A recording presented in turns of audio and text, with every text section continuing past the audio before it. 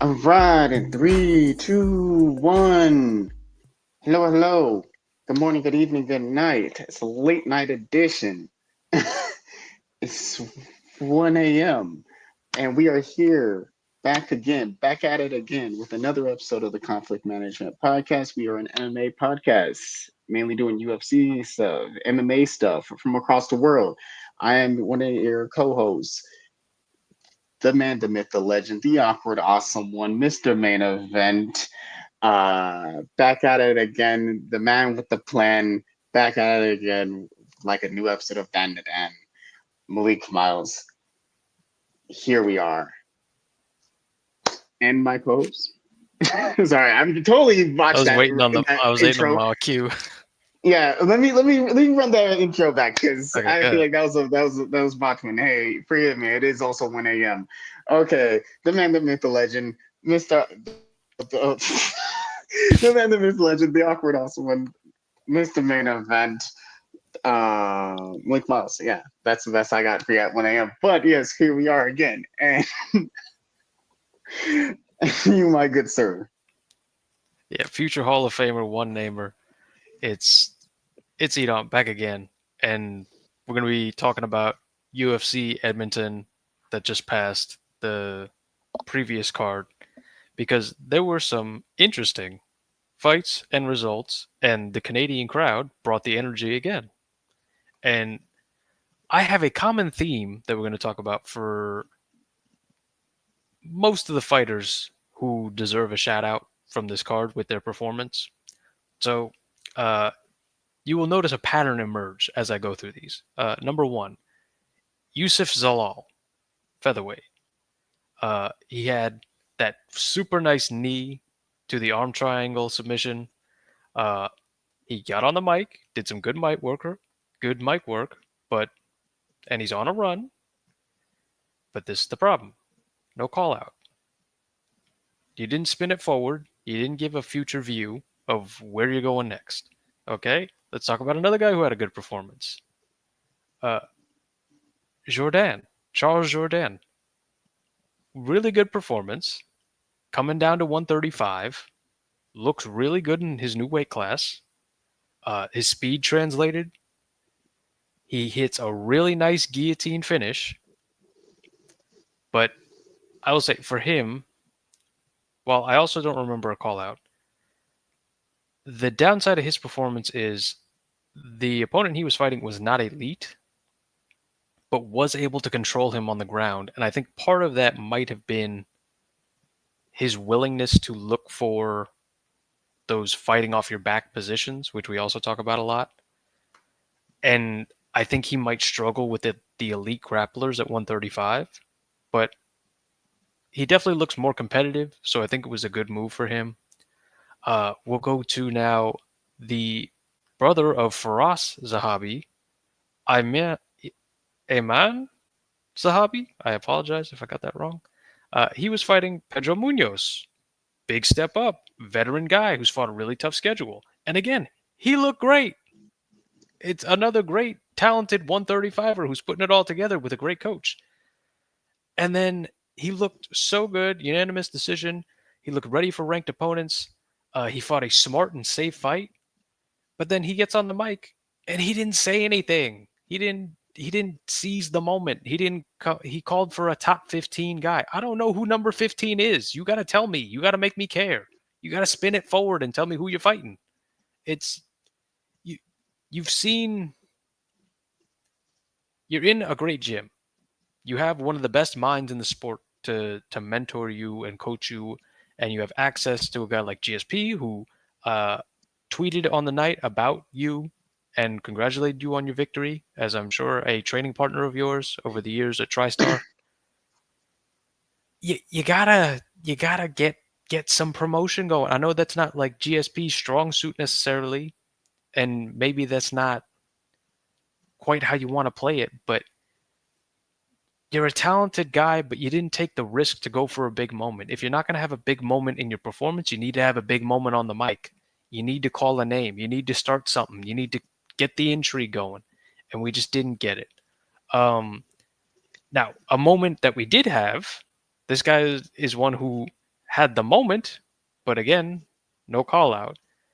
Dustin Stoltzfus, he was dog in his fight against uh, Marc Andre Barrio, and he comes out there in Barrio's backyard and hits him with a wild hook KO and slumped Marc Andre Barrio.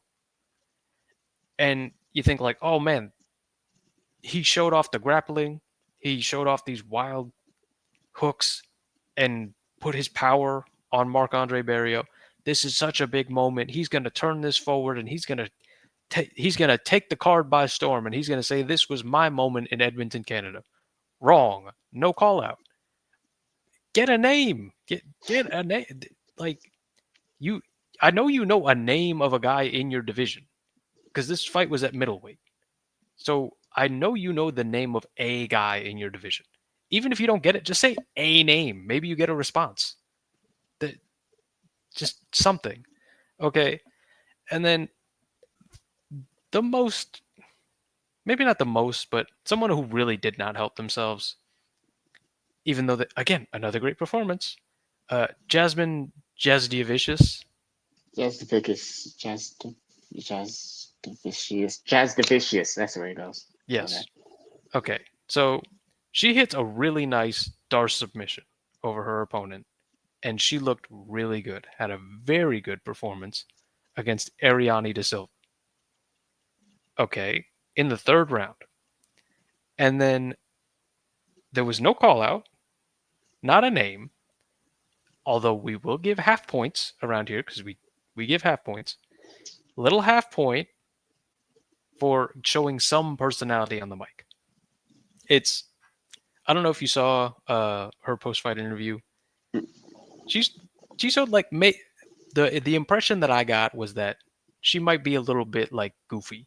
You know, she opened up with a Derek Lewis joke reference. It's DC put the mic in her face and she acted like she was gonna take her shorts off and said, my balls was hot." So like clearly, but she didn't like deliver it confidently. So I don't know how much other people took notice of it.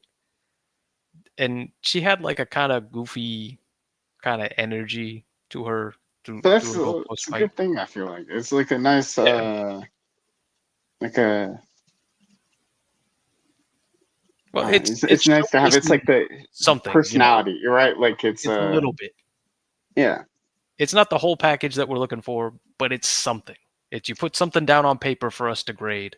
So you're not getting a 0 on your test here. But again, no call out. Uh, she might have also called for a number, not a name. Again, this was so. When you call for a number, that doesn't stick out to me at all. I'm never going to remember it. If you called for 15, I wouldn't know. If you called for top 5, I would not know. It has to be a person.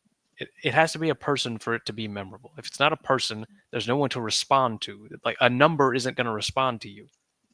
It's got to be a person so that there could be some sort of intrigue or conflict or something. You need that. Yeah, because I think that even just for the fans watching at home, they can connect with the name better than they can connect with the number. Yeah. Like, and I feel like this, in my opinion, this business is based around like the people and like what's gonna sell, what's gonna do numbers.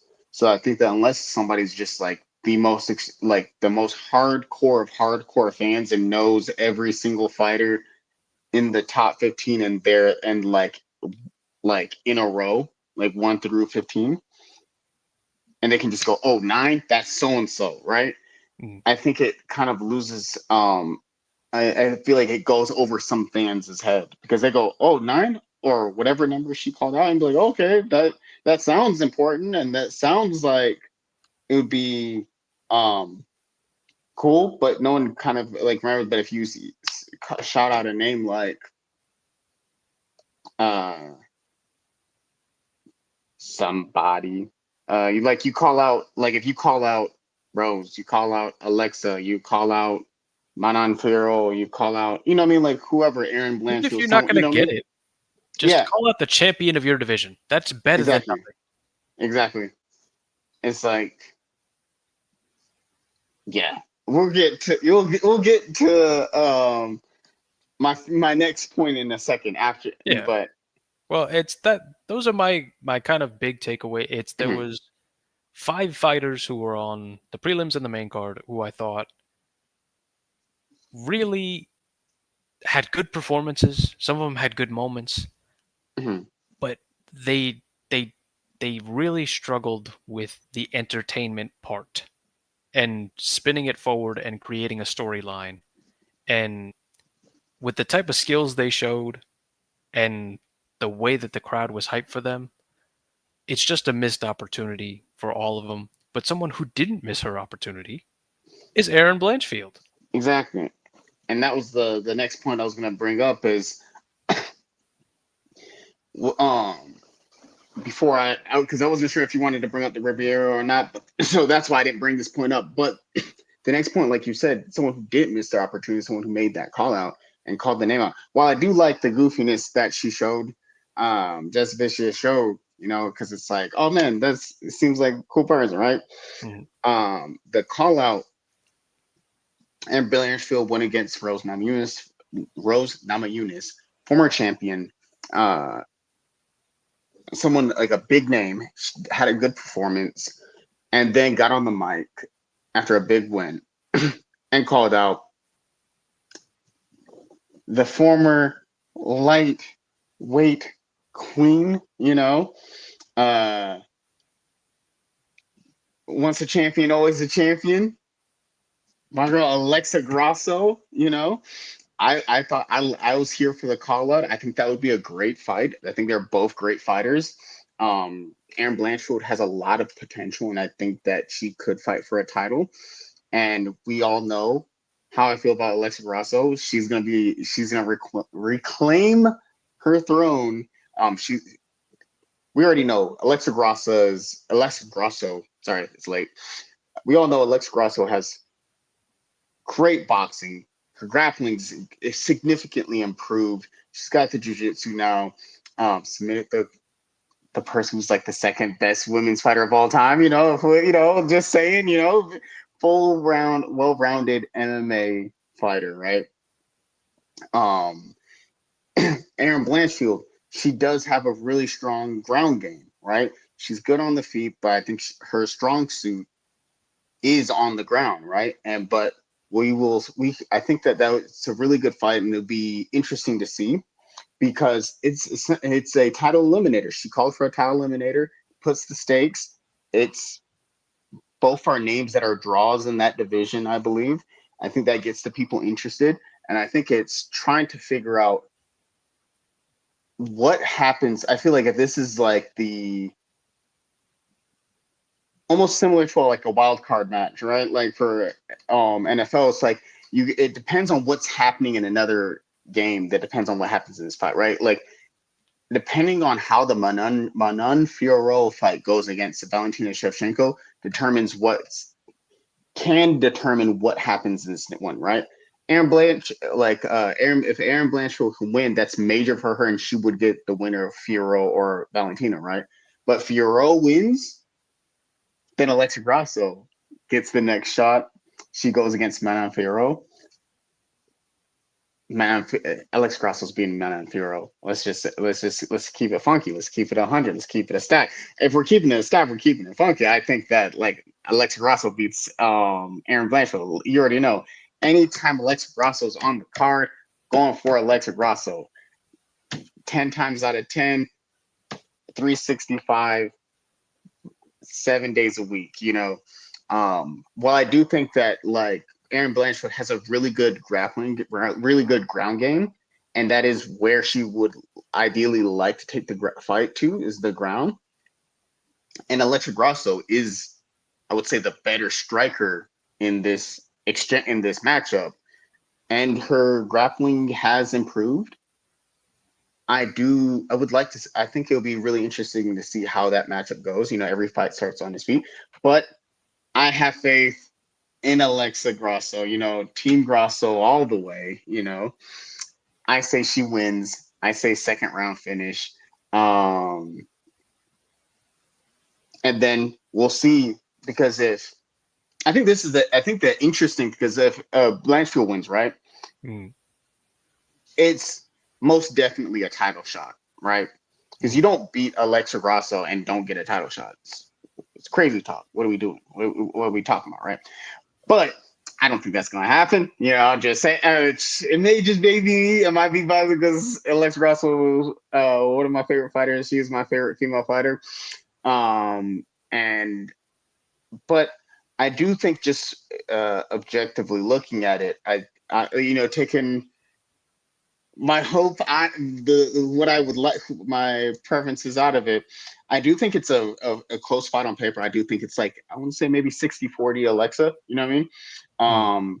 In my mind, I immediately want to say 80-20 Alexa Grasso all the way. But MMA, anything can happen. But I do think that, like, looking at it, it's more 60-40. I think that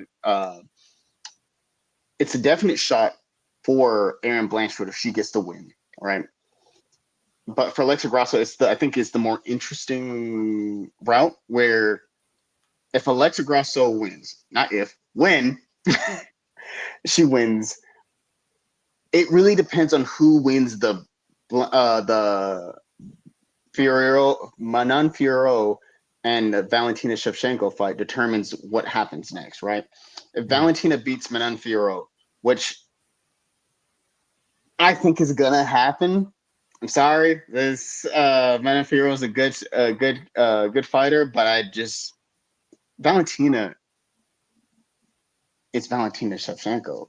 Mm. You know what I mean? She is the second best women's fighter of all time. I think that could Manon Fiorot pull off another upset? Yeah, potentially, right? And that's what makes the sport so great. You never know what's going to happen. But do they give Alexa the next fight? I don't think they would put Valentina and Alexa up there again a fourth time. But if Manon Fiorot pulls off the upset, I think that they definitely give the title shot to Alexa Grasso. And then in that case, I do think Alexa beats Manon Fiorot again. Not again, but I think she beats her and reclaims the belt, putting her further into the pound for pound women's ranking, because I think she's like number 3 right now, if I'm not mistaken. But yeah, it's just it's an interesting. We'll see, because um, yeah. What do you think? I think it's I enjoyed the call out. I would say all before. I know I was giving the shout outs, but props to Aaron Blanchard for the amazing call out. I know Mm. singing Alexa Grasso's praises. Anytime she's on, we're got to find a way to bring her up once the episode. But anytime we do go about it, I would say, uh, great call out. I think that was a smart call out. I think it was a great call out where you're coming up in the rankings, you're going against someone who just fought for the belt, held the belt, you know what I mean? And it's close enough in range where it's a possible chance you're going to get the belt. I know on the Spanish broadcast, the broadcaster asked Alexa Grasso, they were like, hey, what do you think about the call out?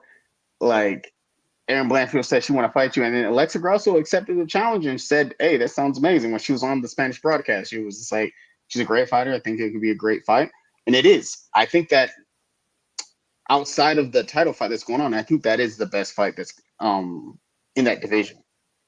But what is your opinion? I mean, I didn't dislike the performance. I think, given what was available to her, I think Blanchfield took full advantage of all of the opportunities in her fight and her post fight. Uh, one of the best call outs in a while in terms of picking a fight that makes sense, that's gettable, that people would want to see. Um, I do wonder, though, based on how this fight went. I mean, she was losing the first 2 rounds, and then she finally got her grappling going in the third, fourth, and fifth, and that brought her the decision victory. I do wonder if she'll be able to implement that against Grasso or Shevchenko if she were to get there. It's I feel like there's something missing from Blanchfield, some X factor that she needs in order to go from a contender to someone who could really win the belt. Because right now she's a highly ranked fighter in the division who you would say, "Oh yeah, it's she beats the majority of fighters in the division." But until there's something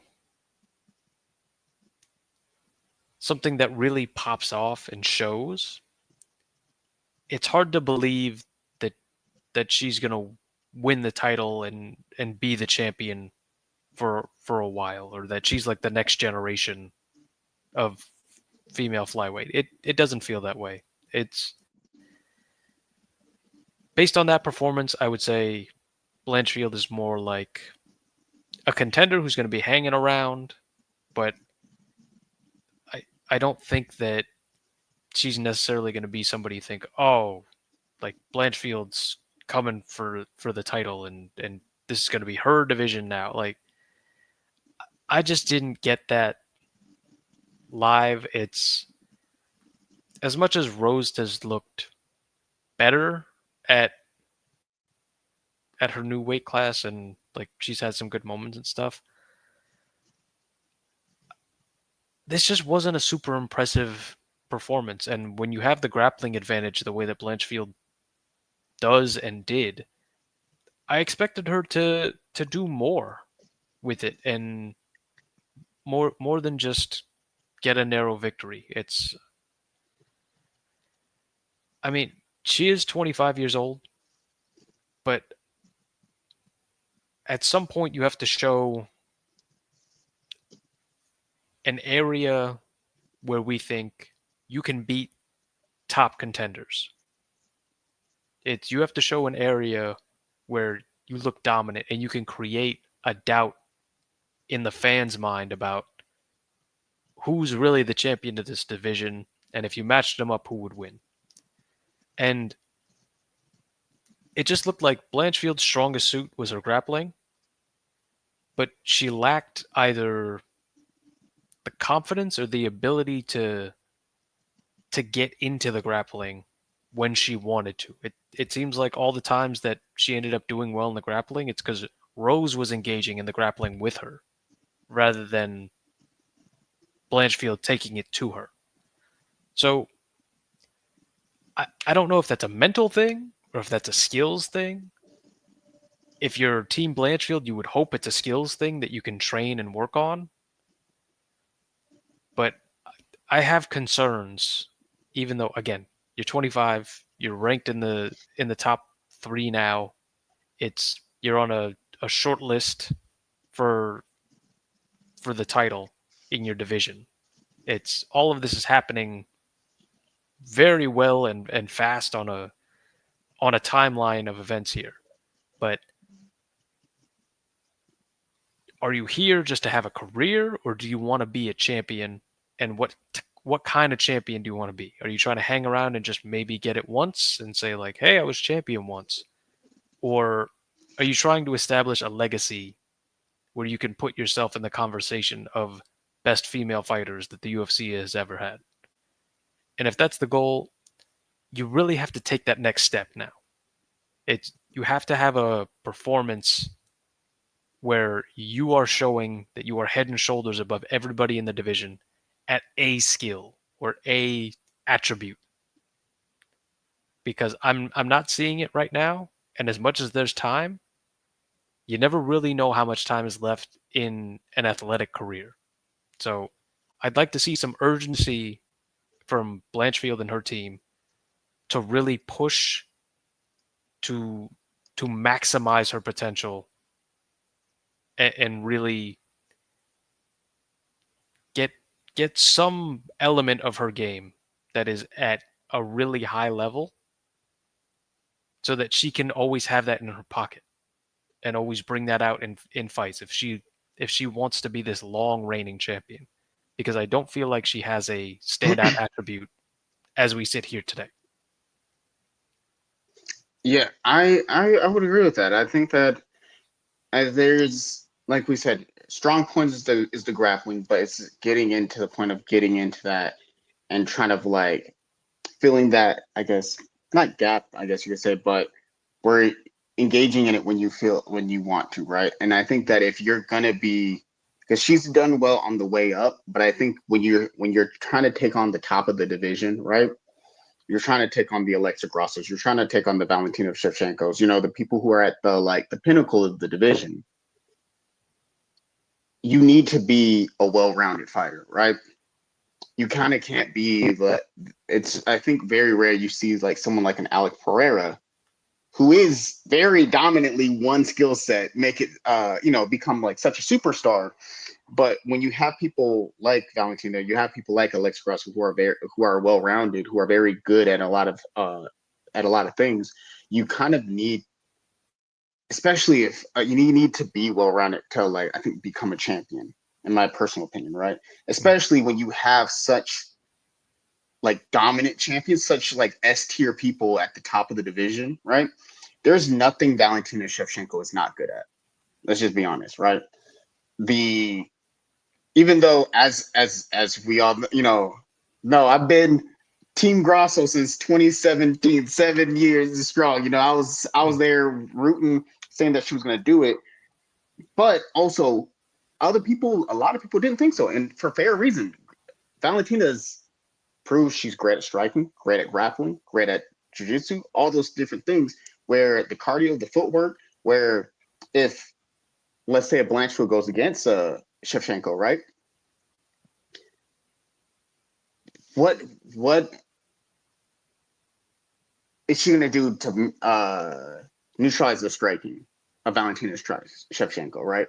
Mm. Valentina has the footwork, she has the striking, she has a variety of strikes, right? Where if you can't use the grappling unless someone's grappling with you.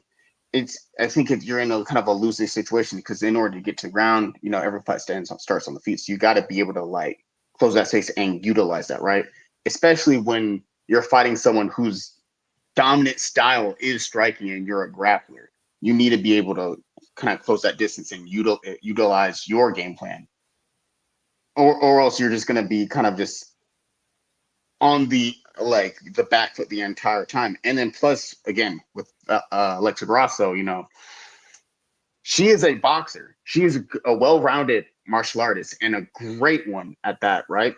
She has grown so much through her career, starting all the way back in like December 19th of 2012, getting, coming in as as primarily a boxer and then growing. And we've seen as she's grown through the rankings, um, that she's improved in every aspect. You don't get to fight and win and beat a legend, a living legend like Valentina Shevchenko unless you're well rounded. We saw her go from just a boxer to being like, oh, now she's got wrestling. She tapped out. Like, who would have guessed, other than your boy and probably other like her immediate family, that Alexa Grasso would beat the living legend that is Valentina Shevchenko by finish, by submission. I thought it was going to be TKO, or I knew it was going to be a finish, but no, it just goes to show you that you got to be hitting on 1,000 when you're going against such a like again a future Hall of Famer, right? But even if let's say for example the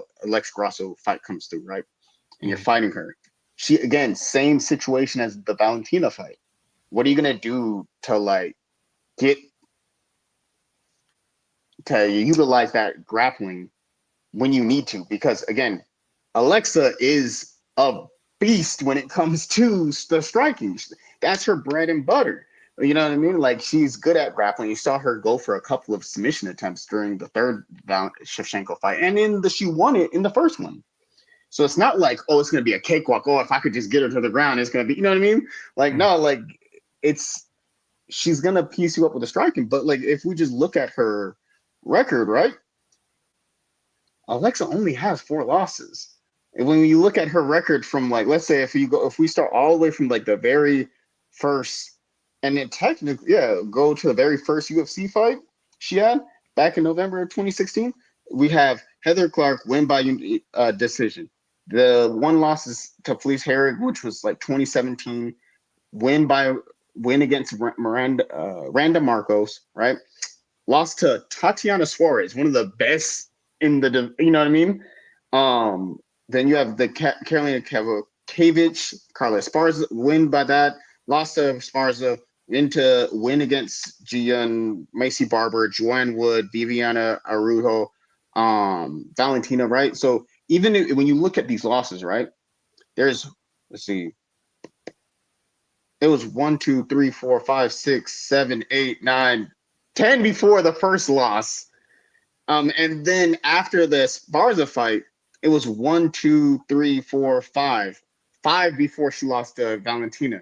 So Electra Grashman, every time she loses, she upskills, like she upgrades her skill set by a lot, because all those different, those are, so I don't know how, what's the special sauce that she needs to kind of like be able to like engage in it, because unless you can only do that when someone else is engaging, what's someone that doesn't? It's like, you know what I mean? Mm. I think that she's a strong contender. I do think that, like, do I think she's 25, so she's very young. I think that she does have, she will, you know, she has the time. You know what I mean? Mm. She's gonna figure it out. I think that she does have a lot of potential. I do think that she'll figure out because she's still young. But I think, yeah, but if you can't figure that out, I think you're gonna kind of hit kind of like a ceiling with two very dominant champions at the pinnacle of it, you know? It's Mm. like if you're a kickboxer and your division at the top is ran by like D1 wrestlers, you need to figure out how to wrestle. You know what I mean? Like, what are you gonna do if you can't like get up off the ground? I think it's one of those type of situations. But a good fight nonetheless. Again, been a fan since 2017. Miranda Marcos by like, I really do think that um Alexa gets that fight done. It's just not a matter of if, it's a matter of when she gets it done. And I think as a fan, I would like to see Manon Fiorot win that fight, and then see the fight between Fiorot and Alexa, just because it's new, it's different. But also, I do think that Fiorot is a more favorable matchup. It's not that Fiorot is bad. I just think it's a more favorable matchup, and it's also been, we've already seen the Shevchenko fight 4 times.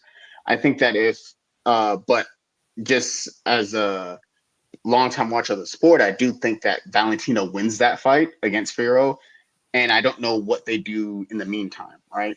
Like, what do they do? Who fights for the belt? You know what I mean? Like, if this is gonna be a title, do they give Alexa the next shot? Do they? Who do they get in the meantime? You know, Mm. because I'm trying to think of who else would be able to lay claim to that. Because if Valentina wins, like I think she is going to, and Alexa is number 2, and she beats Aaron Blanchfield, the number 1, the in this title eliminator, what happens next? You know, Mm. because who else is in that? I don't think there's anyone else in that division, at least that I'm aware of, who has like just a straight um, claim to that, to the belt right there. Because Alexa Grasso's number 1, ranked 1, Manon Fiorot, so Aaron Blanchfield, so they would have to go to Macy Barber, but I don't think Macy Barber's done enough to like just get a title shot after this. Do you? No, she needs another one. Right? She needs another one. Natalia Silva needs another one. As It much as we like Natalia Silva and we want her to get a title shot, we want great things for Natalia Silva, and we want to see her go through, because, oh man, she's phenomenal. Yeah. But I think she needs literally one more fight, and then I think that she would get that fight. I think she does. This just I do think she does. We haven't seen her. I don't think we've seen her have to use the wrestling yet, have we? Because she's just been so good on the feet. I don't think we've seen her have to use any grappling, right? Um, Because she's done some like stand-up grappling. I can't yeah, remember too much on the floor stuff. There might have been a few um that went from like clinch positions to down, but I think Yeah, beyond the clinch, there wasn't much, just because like she's so hard to get a hold of in the first place.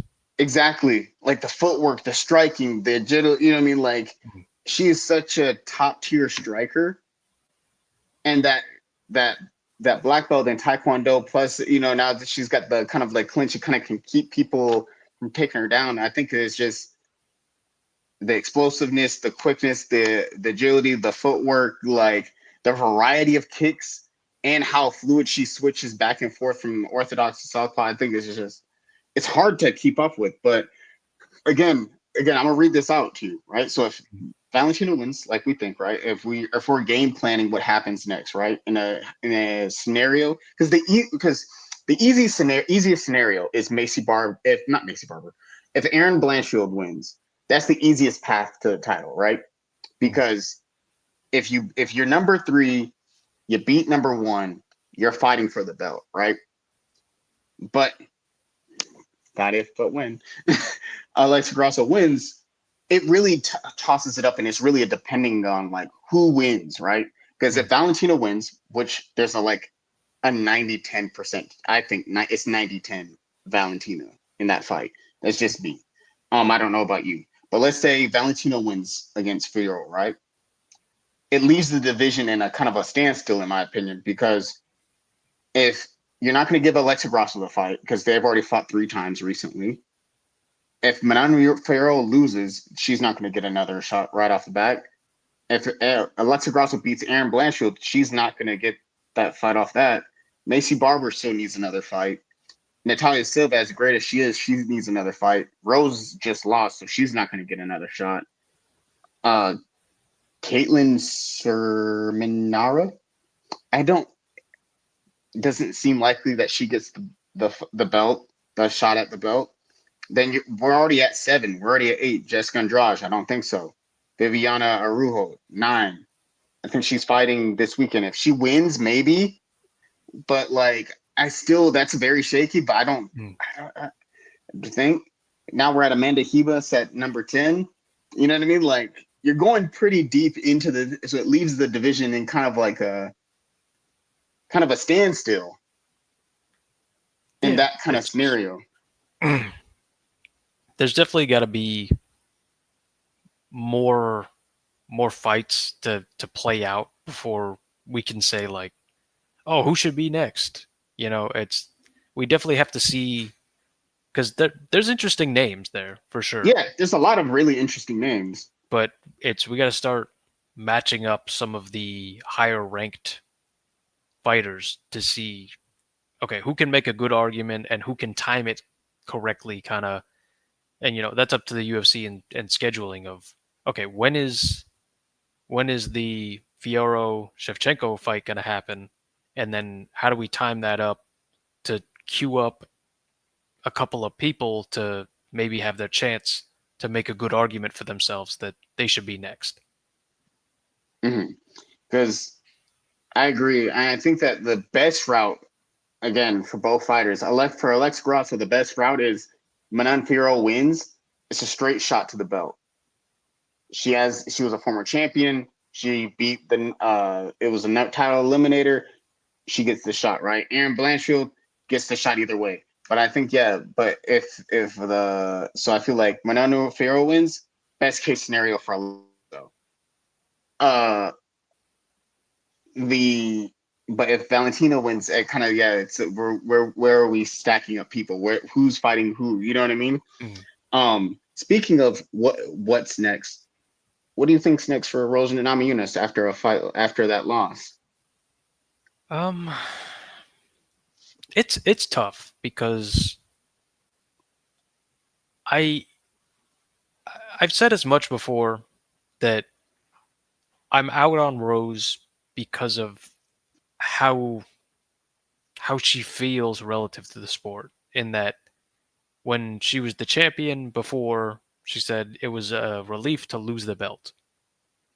And as much as I think as a goal she wants the belt back, I think that there is a certain part of her subconsciously that understands in some way that she doesn't want the belt for maybe some things that it comes with, or maybe the way that it makes her feel. I'm not totally sure. I think that whatever is the reason that she didn't want it before, I think there's still something at the root of that that means that it, in opportunities to get it again, I think that, this game is super mental, you know, because as much as you can physically condition yourself,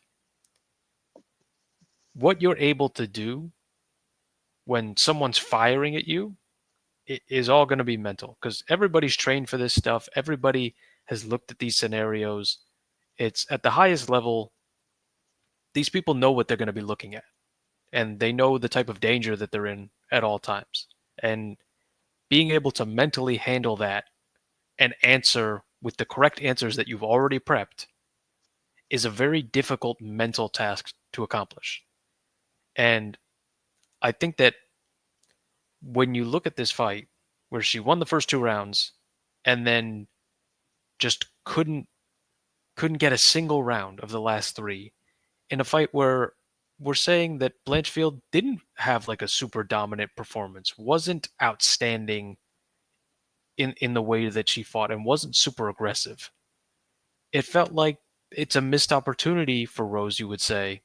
If if this was her first charge towards the title, you'd say, "Oh, that's some inexperience, and you need to learn how to manage a fight." But it's not inexperience. Rose knows how to manage a fight.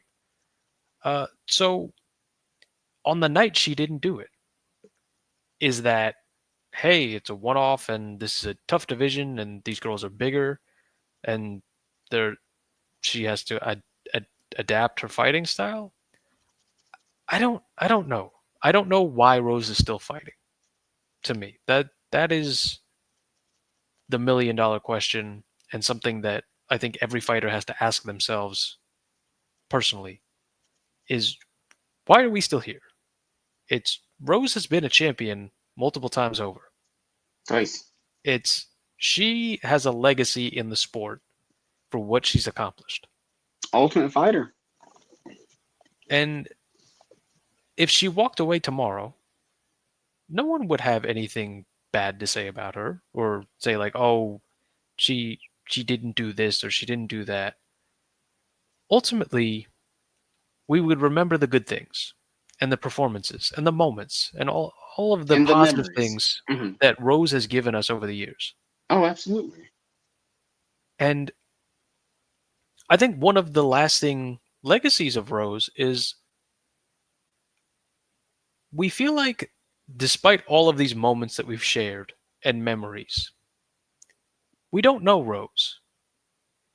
She seems like a very private person, in terms of she's tried to share sometimes about what makes her happy in her garden, and these things, and the type of person that she is, you can kind of get a feel of. But ultimately, she seems like a shy, reserved, very nice, but that the attention that comes with being very good at the sport isn't necessarily her favorite part. And I think there's always just an at odds with that will keep her from having excellent performances to the full of her ability. So I would just like a clarification from Rose. What are we still doing here? What are we answering? Much like RDA, after his last fight. Okay, this could be a setback where you take something and maybe you try something else, or you go back to the drawing board and you go, no, uh, this is strengthened my resolve, and I'm going to keep going. And I could accept that as a fan. I really could. They're two champions who have given us a lot, and I really respect them. I would just really like to know why. You don't owe me anything. You've given me a bunch of moments, and and great things throughout your career. You don't owe me anything, but I would like to know why. It would help me connect more with you and give me an idea of what I'd like to see for you. Because I could say, hey, let's give her another top ranked contender, and then But if that's not what she's in it for, or if her heart's not in it, I don't want to see anybody fight who who isn't fighting for the title or fighting for entertainment. And Rose doesn't strike me as an entertainment type fighter. She seems to be more on the martial arts side of it. So are we are we still here to be a champion? And if so, then what? Right? Like what's next? Because Valentina can answer that question. Grasso can answer that question. The Absolutely. answer to the question is if you become champion again, then what? Try and stack as many defenses as possible for as long as I possibly can, and keep going and keep building and like Build this legacy yeah, and or raise it further up. this legacy. Yeah, raise it up even higher. Set the bar as high as I possibly can, Hmm. and then like for them, they're not even thinking about the end and what that would look like and all that. And for me, when you think about where Rose is, I would say she's much more in that conversation of where you look at, and even though she's not very old, she's just had a lot of experience in the sport. And I would need to know what is she looking for. That's the big question for me. So two questions. I can definitely understand that. And like I would want to know. But I think I have two questions for that, right? Mm. Because I totally understand both your points. Um, One, in a dream scenario, who inside the top 10 would you want to see if Rose was like, "Hey, I'm not retiring. I want another fight." Who in the top 10 would you want to see Rose fight next? Ideally, in your and for you as a fan, as like, who would be your dream matchup between Hibas at 10, Viviana Rujo at 9, Andrade at 8, Caitlin Manara at 7, Natalia Silva at 5, Macy Barber at 4, Blanchfield at 3, Manon Fioro at 2, and Grasso at 1. And then the second question is it a combination? Is it just of like a motivation of what's next, in your opinion? Or do you think, how much do you think uh, not training in Colorado with like Trevor Whitman and all the has like affected her game plan or her fights, because along when they she was at the gym when Trevor Whitman was her main corner, right? Uh, he kind of like them as a team was able to make it to two championship fights, win two championships, right? Defended the belt, did a lot of great things, right? If I'm not mistaken, Trevor Whitman was also cornering her during the Ultimate Fighter when she was on it, when she was first introduced. Um, how much? But now she is, if I'm not mistaken, she's being cornered by her husband Pat Barry, former UFC heavyweight. How much of an impact do you think not training, like Trevor Whitman not being in her corner, has affected her fight performance? And or how much do you think it's impacted, or how little do you think, or do you think it hasn't really it's not much of a factor? So on the matchup question, I would need to know what Rose's plans are for that. Because if I was the UFC and Rose came to me and said like, "Hey, I want one more at least. If I lose, I'll retire. If not, I'll keep going." To me, I would then say, as the UFC, okay, well then I'm gonna give you a really tough fight against somebody who who can kind of take your name and go forward from it. And I would give Natalia Silva, who's ranked number 5, that fight because Natalia Silva has all the skills. She just needs that that opportunity spotlight. so that she can show everybody who she is. And Rose is the type of name that she could really build her brand off of. And with the way that Natalia Silva fights and how Rose finished this last fight, not to be disrespectful, I could see Natalia Silva getting a late KO on Rose in like the 4th or 5th round based off of how Rose looked in this past fight. So if that was her last one, I would probably do that. If she wanted to move into more of the entertainment side, and she said, no, I have for sure a few more fights left in me, and I'm serious about this like championship aspiration thing, and like I'm still here, I'm gonna be here, I'm going for that championship no matter what, win, lose, or draw. If I'm the UFC, I would maybe, if you don't want to do the Silva fight, I would test her result, because ultimately what we're talking about, Rose, isn't about skills or physicality. We're talking mentally. Those are the question marks that we have with Rose right now. So I think probably the most interesting mental test that you could give her without going up because she's coming off a loss is Jessica Andrade. Because she had that moment against Jessica Andrade where she lost her title to Jessica. It's Jessica spiked her off the ground and beat her for the title, and then she came back and beat Jessica by split decision. So it's someone who has a win over her, but she has a win over Jessica, but it was a close one. And so you say, hey, similar age. This is someone who has had success against you, and you've had success against them. So face your old foe, and let's see if you're still here and how you handle that challenge at this weight class.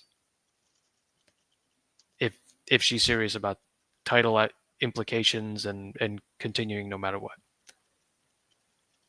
As far as coaching and what effect that has had, it's really tough to say because, like I said, the questions are all mental. So, what is best for Rose mentally as an athlete? Is it to be closer to home all the time and uh, having her husband be her main corner man and coach? Is that better for her? Or is the environment with Trevor Whitman better for her?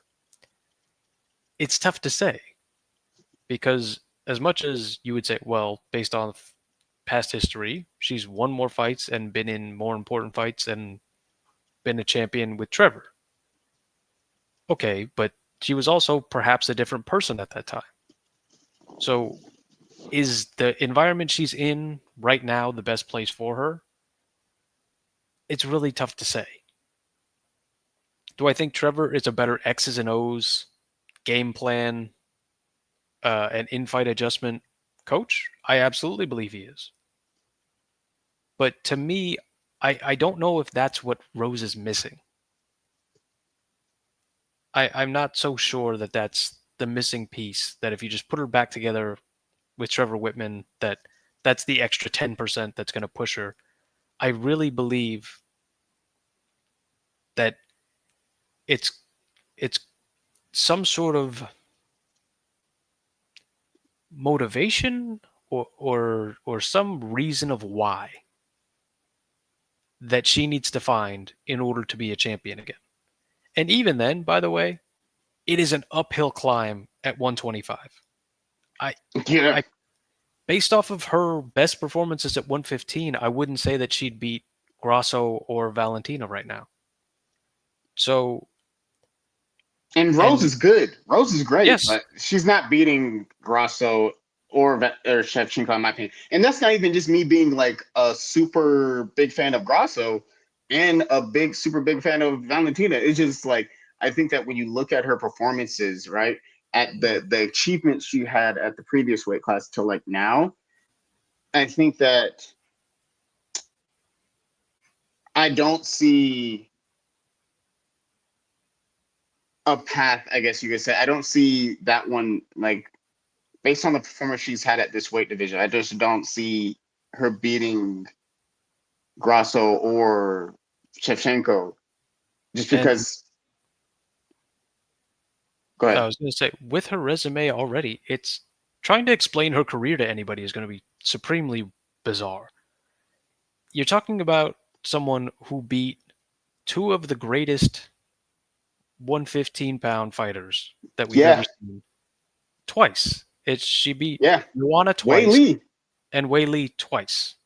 Yeah, which is so impressive Yes, but she because also is the same person who's lost to Carla Esparza twice, yeah, including one and of the worst fights anyone's ever seen.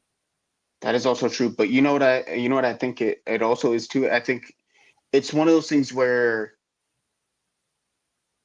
like we say, styles make fights, right? And sometimes people just got your number, you know? Look at when you look at certain fights, right? We all thought the Derek Lewis Francis fight was going to be fireworks, but I think that when you get two really great, like good fighters, right? You have two fighters who are really good at a certain thing. Sometimes you will get it's either going to be a fireworks of a show or an amazing fight, right? Or it's going to be a really slow one where people are trying to, they don't want to be highlight really, they don't want to be like give up position, chest type thing, right? Where also with the like, it's like losing to Carla twice, but beating Wei Lee and Joanna twice, right? Which are super amazing accomplishments. But I think again, like we say, even though MMA math doesn't work, and like, but you would think if you can beat two of the best 115-pound female fighters ever, you would be able to beat Carla Esparza. And that's no shade to Carla Esparza, but no, it's just like when you look at how great Wei Lee is, right? And you Mhm. look at how great Joanna was, you would think, oh yeah, like you'd be able to. Carla Esparza had a great career, had a good career, great career. But you would say like, oh man, if you could beat a Hall of Famer twice, right, Trailblazer, you beat the best champion right now, who arguably is the second best 115 15er. You'd be able to beat them. But I think it's just sometimes people just got your number, like Alex and Izzy, right? Or like no, best example of that is Volk and Max. Max is that guy. Just like how if Alexa's ever on a card, I'm picking Alexa. If Max is ever on a card, I'm picking Max. It don't matter what who's on the fight card. Max could be on uh a 4 or 5 fight losing streak. Hopefully that never happens. But he could be on a 5 fight losing streak, and I'm still picking Max over whoever he's fighting. You know what I mean? But like Max is one of the best to ever do it in like at featherweight, right? And he turned away all challengers, all comers, right? Beat everybody. And prior to his fight with Ilya, if your name wasn't Volkanovski, you weren't beating Max Holloway. Max Holloway was beating every single body there was in the division, and the only person who just had his numbers just was Volk. You know what I mean? And sometimes you have those matchups. It's like when you see like the Patriots and the Jets. The Patriots could beat everybody in the world, but every time they play the Jets, it's going to be a tough game. Even though the matchup doesn't make sense, right? Like the Panthers and the Falcons, right? Like the Falcons could beat everyone. Panthers could beat everybody, right? It doesn't happen. But like, no matter how good either team is, those games are always going to be close. Chicago on the Chicago Bears and Green Bay Packers, right? Again, just matchups, and I that's what I think it is. It's that it's just a matchup thing. But yeah, when you It's look, I think that the commonality between her losses, for the most part, I think the trend that identifies itself is that she struggles against larger opponents, and not even necessarily just grapplers, as we saw with the Fioro fight. If you're just kind of larger, Rose struggles against you, which complicates even further that she's moved up a weight class instead of staying at the one where she was champion twice. So I just think Rose is 32. She's already been champion twice. I don't think that this weight class is going to work out. And ultimately, the reason people retire is because they don't want to make weight anymore. So if Rose is done making 115 and she doesn't want to go back down, I think it's time to say goodbye, because I cannot see, especially after your last performance. I mean, you've lost to Fioro, you've lost to Blanchfield. Are you just happy to stick around and be the gatekeeper of like the top 5? Is that good enough for you? I don't think it should be. Even if it is in her mind and she said, yeah, that's what I want to do. I don't think it should be. I think this is the point where you could step in someone's career and say, hey, you've had a ton of great moments. You will forever be in the history of 115. This move to 125 has not worked out, and it will not work out to be a champion.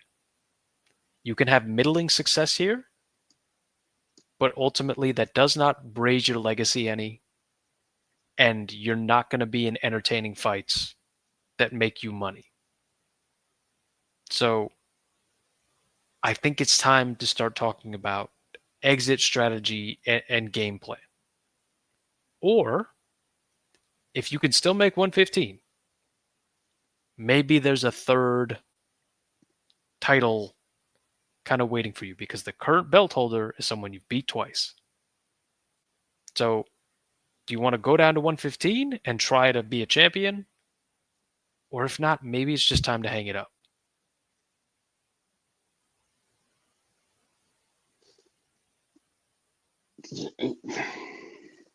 Yeah, I guess we'll have to see, because she's done a lot for the sport. She's given us a lot of great memories, a lot of great moments. But I guess we'll have to see, because I'm not mad at either of those matchups. Like Natalia Silva, Natalia Silva's amazing. I think she has the potential to be a star. She has the skills and the personality. I think that like like we talked off here before, like just like Alexa Ross on the come up, I think that Natalia Silva also has the skills and personalities to be a star, you know, and she just needs the opportunity to show it, because she's already beaten one former champion in Andrade. To beat a second former champion, I think would just add to her resume and her accolades, and like boosting her star power to get. I think that would be the fight she would need to get a championship shot. You beat Andrade, you beat Rose. I think you deserve a shot at that point. Um, I think if you're just doing it for like a fun fight, I do think Andrade is a good fight. But even though there's a lot of things to figure out at that weight division, you know where there's not a whole lot to figure out, which is in a way not a whole lot to figure out in a way of exciting matchups, as far as matchups or title implications, right? Or exciting stuff. The men's flyweight. Brandon Moreno is back. And him being that dude can do everything except for be in a bad mood. It is great. Like he's always good vibes. He's always good vibes. He's always like one of my favorite fighters in this division. I think with him being back, it makes flyweight very exciting, right? It's a good time to be in flyweight, right? So you got. I'm just gonna read you the top 6, and top 6 are bangers. All right, you ready for this? Mm-hmm. Kaya Sakura from Japan, who's gonna be fighting for the belt in his debut against Alexandre Pantoja, right? Already exciting fight. If you don't know who Kai Asakura, if you don't know, go look him up. Do your Googles. But I will give you a quick thing. I think he in like 20, don't quote me on this, but I think in like 32 fights, he has like 20 to 24 knockouts. Just crazy.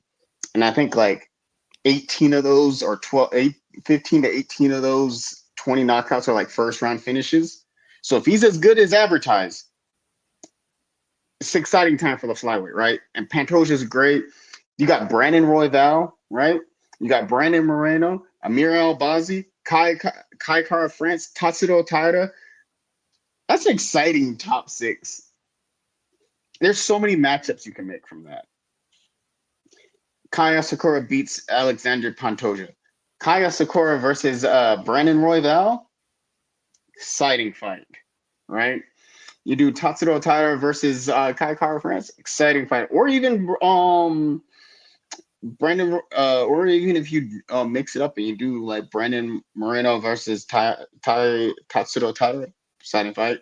You could do Tatsuro Taira versus Kaya Sakura, exciting fight. Brandon Moreno fights his way back to a championship and do Moreno versus Asakura, exciting fight. Uh, it's a all the. What do you think? I was Kai very uh, encouraged Kai Kara France by versus Brandon Royal. the performance. He looked dominant. There's no other way to say it. Uh, it really looks like he is, and those guys at the top that you listed, they are just super elite fighters. It's you have to have everything in order to be at the top at flyweight. And it looked like Amir Albazi, while very talented, uh, just isn't that elite, well-rounded class of fighter that exists at the top right now at flyweight. Mm-hmm. Uh, Moreno just schooled him on the feet. Like Mm-hmm. it's they didn't look close in terms of the fight. Like Mm-hmm. I don't remember any of the rounds being particularly close. I can't remember a time where I thought, "Oh, Brandon's really in trouble." I mean, it's and this will go to my thoughts on the card as a whole. For whatever reason, this card felt like it really like drew out. You know, like it was dragging for some reason. I watched from just about the beginning, and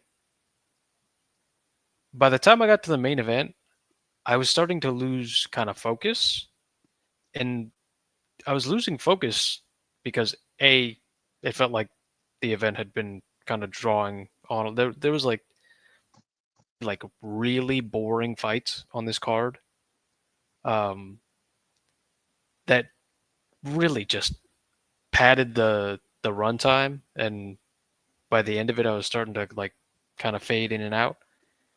But the reason that the main event felt kind of sleepy for me was just Brandon was dominating him. There was no like back and forth where I felt like, oh, he's really in trouble. Oh, this is like the fight hangs in the balance right now.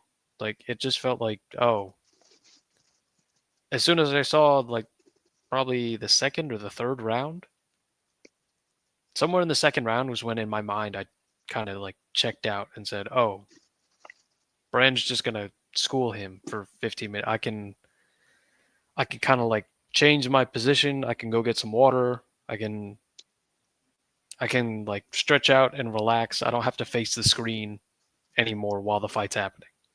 Like I can mentally switch off now because the only thing that's going to happen is Brandon's going to maybe get a KO, and at that point they'll just show the replay anyway. So I can go about my business. I don't have to be giving this mental attention any longer because this is a foregone conclusion.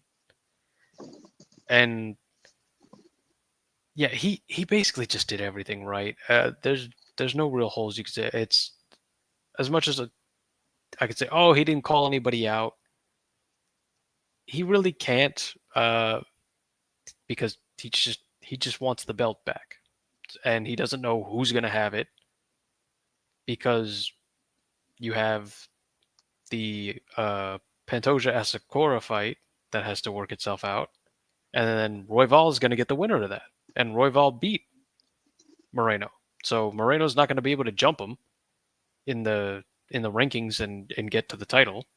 And Royval did it in a more interesting fight and a bigger highlight kind of fashion than Moreno done because people had legitimate hype about Pantoja. It's Albazi was a kind of underrated guy who was on a streak that was important, but his personality wasn't really carrying him to to anything. It's Tatsuro Taira is a completely different kettle of fish. It's the guy has a Yep. character and a personality and a storyline that people Yep. were already starting to follow as bringing excitement to the division. And Royval was able to capture that and bottle it, Yeah. and now he's got it on his cart. He's the one who's boosting Carrying that forward. momentum Like, forward. yeah, he like stole his mushroom in Mario Kart, and now he's boom zooming up to the front. That is a great analogy. I'm very glad that you made a Mario Kart analogy. That is awesome. So there's guys with momentum. There's a title fight that still needs to happen. So in this very specific case, I'm okay with Brandon Moreno not really having a call out.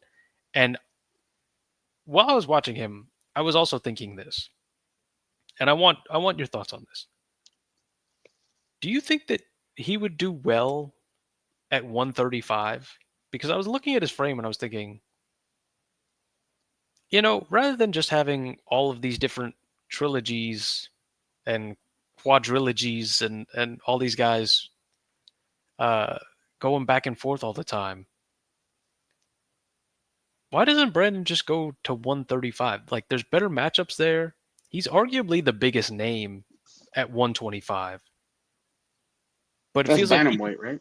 yeah, he could be doing better business at 135 if he brings all his skills with him. Because like the speed's obviously going to be there, and outside of the kind of elite grapplers, I mean, like maybe he would struggle with Marab and Umar, but outside of that, I'd give him a pretty good chance against a lot of the guys at 35.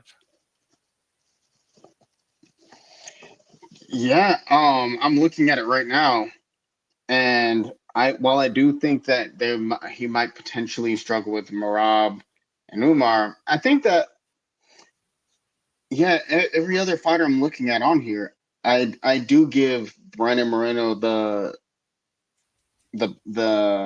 win on, right. So we got Mario Batista at 10, and for obvious reasons, um, Moreno would I think would win that fight. Mm, And I think the fans would want him to win that fight. Rob Font, I think Moreno beats Rob Font. Song Yadong, while he is good, he's a young and good up and comer. I think Moreno's championship experience would come out on top. Henry Cejudo versus Moreno. I think Moreno beats Cejudo. Cheeto Vera versus Moreno. I think that would be a good fight. And I think that would be a fun fight. But I do think that it's a toss up. But I think Moreno would come out on top on that one. Davidson Figueroa, that one, another. I don't think that fight will happen just because they've already fought 4 times. You know what I yeah, mean? So I doubt they would make that fight. Corey Sanhagen, that would be another fun fight, but I think Moreno wins that. Peter Yan, I think Moreno beats Yan, I'll take no Sandhagen question. for the record. Okay, okay. Hey, I'm not mad at that. That is that, guys. I do think that it would be a good fight, and I could see Corey Sanhagen winning. But I think that Moreno got that one. I think Moreno beats Peter Yan easy, right? I think he beats Sean O'Malley easy. Um, the I would probably take O'Malley. I would have to think about hmm, Jan. Okay. So on 'cause- November 23rd, Jan is matched up with Figueiredo. So we're going to get ooh, a good opportunity to see where Peter Yan is at right now because I feel like it's been a while since I've seen him.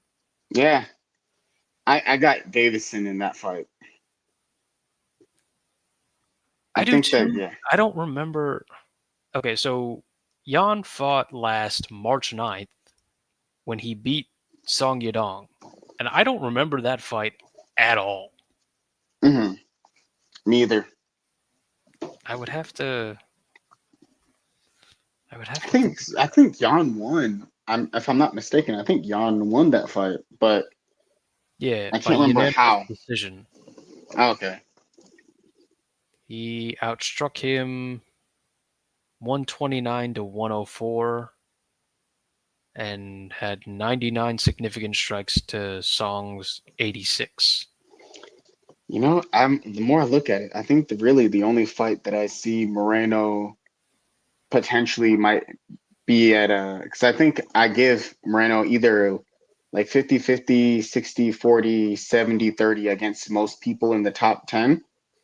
And I Mm. think Marab is the only person that I would give him. I would say maybe 60-40 Marab or 50-50 Brandon. So I think that like I don't think he would fight Umar because I think that once Marab and Umar gets that once that fight gets like set, I do think Marab comes out on top. And if Marab comes out on top, that would put Umar I think down like a space or two.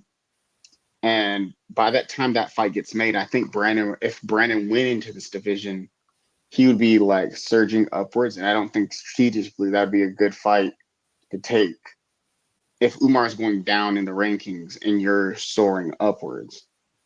Yeah, and I mean, if Umar managed to lose, I don't picture him getting a push from the UFC, and I definitely don't picture them saying, "Yeah, Brandon Moreno, who's like the most marketable Mexican fighter currently, why don't you go ahead and fight the dangerous grappler that no one really wants a piece of, who like guys who don't consider promotion like Corey Sandhagen sign up to fight." the Speaking about titles, right? Mm. We have the biggest title on the line, Mike Tyson's title on the line, the heavyweight championship of the world. Stipe Miocic, John Jones versus Stipe Miocic, the greatest fighter, arguably the greatest fighter, not even arguably. We're not going to even put that on there. We're going to say the greatest fighter of all time because I would say anyone who knows anything about MMA will largely say John Jones is the greatest fighter of all time. Greatest sports combat athlete of all time, regardless of sport. Don't chat to me. Uh, Against the greatest UFC heavyweight champion of all time in Stipe Miocic. How do you see that fight going? I say John Jones, but I'll say my reason until after you say yours. So we'll do a preview for this once we get closer when we have more information. Obviously, we'll have like the lead up of fight week Yeah. and the weigh-ins, and we'll see where everybody's at. But I would say here in kind of early to mid November, where I'm at with it is I'm concerned but optimistic. Uh, I have concerns about the time off Mm. for both guys and how long it's been and how kind of inactive they've both been. People say that mostly for Stipe, but John hasn't fought since the Gon fight, and he is dealing with the most significant injury that he's dealt with in his entire career. So I think that there is something to that. Is that going to actually manifest itself into anything? I'm not totally sure, but I have questions about where John is at with that and his injury and how that might affect his performance. And I have questions about Stipe in how long realistically can you sit out and not fight and still give a good account of yourself? It's how. how is that going to work with timing, with space, with uh, reactions, and seeing the fight? It's how is that going to play out? I don't really know, but I will be optimistic anyway because Stipe's always been a rather not super active guy anyway, even when he had the belt. Uh, he didn't fight super often and always seemed like he was kind of at odds with the UFC for a large period of his best years in the promotion. Uh, and as much as probably the worst performance we've seen from John, I think was off that layoff against OSP. Hmm. If I think he was pretty slow to start that fight and didn't look like the old John Jones to the point where I believe uh, DC was on broadcast that night and actually said during the fight that he wishes he would have taken this fight against John Jones, that he would have been the one instead of OSP fighting him right there because he looked more vulnerable than he had looked previously in any of his fights. So I have concerns about the quality of the fight, but I will be optimistic anyway that both of them either cancel each other out with that or it won't matter and their individual greatness will shine through and they'll be able to summon good performances on both sides. As far as a winner, I'll just go John only because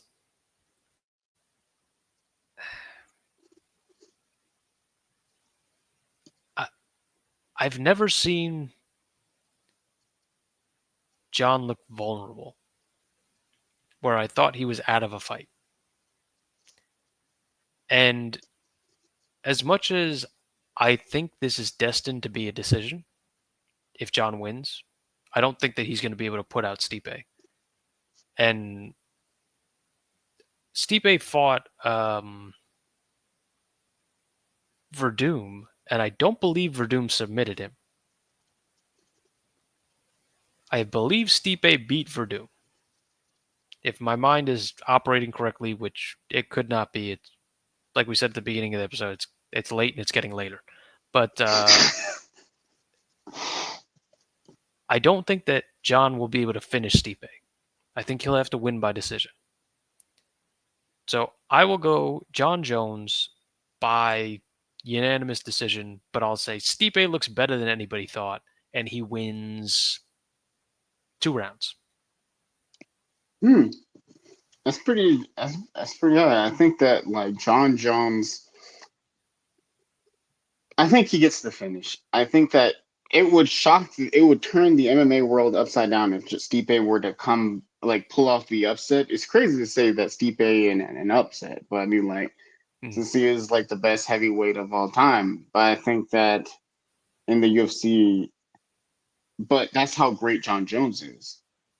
I think that people forget like the work John Jones has put in into the UFC. 15 title fights, 15 title defenses. You know what I mean? Like this man has undefeated, has taken down a slew of legends, a smorgasbord of legends, like a plethora of legends, right? Legends, like Hall of Famers, future Hall of Famers, former champions. Like he beat the Rampage Jacksons, the Lyoto Machidas, the Rashad Evans, the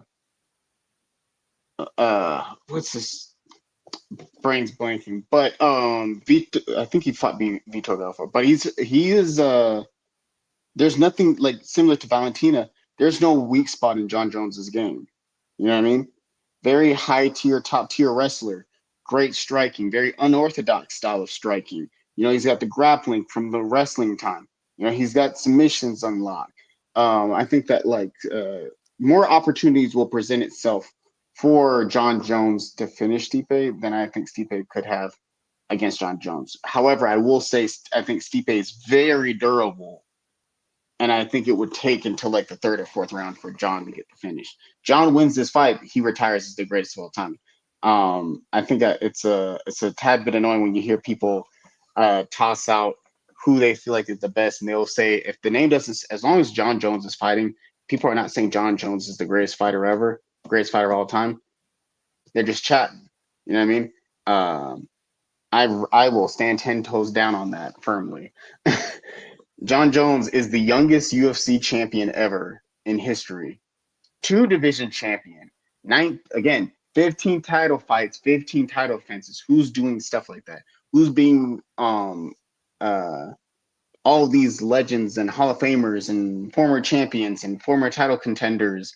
You know what I mean? Like uh the Miocic, he's done great for himself as well. But I think that would be the craziest upset though, to see Stipe get the finish, and like to actually put out John Jones, someone who to beat the unbeatable, to stop the unstoppable. That would be an insane way to end a fight card, though. And Yeah. then I will say one last thing Hmm. is that I think heavyweight might be the most shallowest division as far as talent depth, right? We went through the flyweight top six, right? And we were like, oh man, these are a lot of great fights here. Really, I feel like the heavyweight might be the most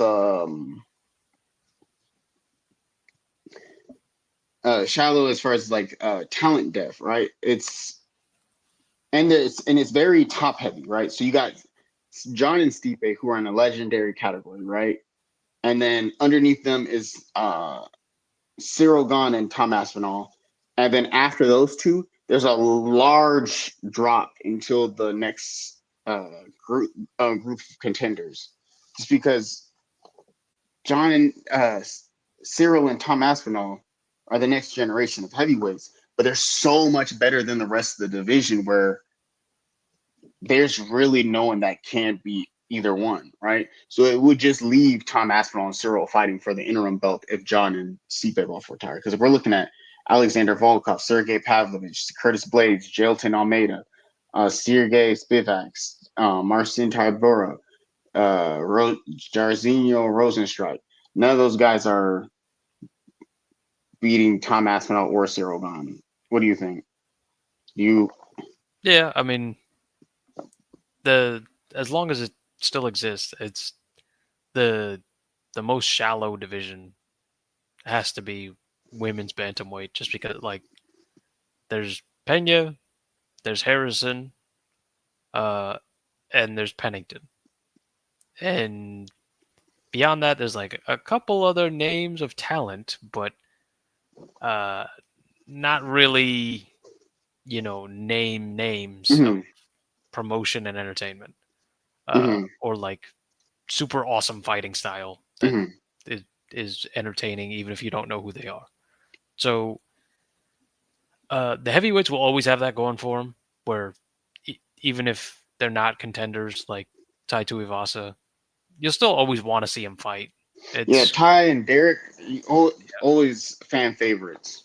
I mean, ranking or no ranking, those guys will always be interesting at least, which is why, despite how hard it is to get like really good heavyweight like title contenders, just as PFL, it's